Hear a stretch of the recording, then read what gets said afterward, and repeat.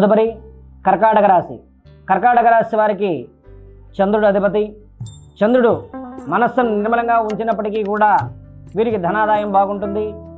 అనుకున్న ప్రణాళికలన్నీ కూడా సిద్ధం చేసి వెళ్ళి తన నిగ్రహ శక్తి ద్వారా ఆయా పనులన్నీ కూడా పైకి కనబడేటువంటి వారందరి చేత కూడా పనులు చేయించుకునే అవకాశాన్ని కూడా ఇస్తాడు చంద్రుడు.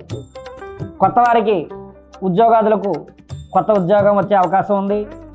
మీరంటే ప్రాణం ఇచ్చేటువంటి మిత్రులు ఉండడం వలన మీ అదృష్టం బాగుంటుంది. అంటే మీరు ఎవరైతే నమ్ముతారో వారు మీకు మంచి సహాయ సహకారాలు కూడా అందించేటువంటి సుమార్గాన్ని చూపడతారు. అయితే వీరికి మాత్రం శారీరక మానసిక వ్యాధులు, అలాగే ఒత్తిడి ఎక్కువగా పెరుగుతుంది. అలాగనే అతిగా ఎక్కువగా నమ్మడం వలన మోసపోయే అవకాశాలు కూడా ఉంటాయి. అది ఎవరి వలన అంటే రాహుగ్రహం వలన.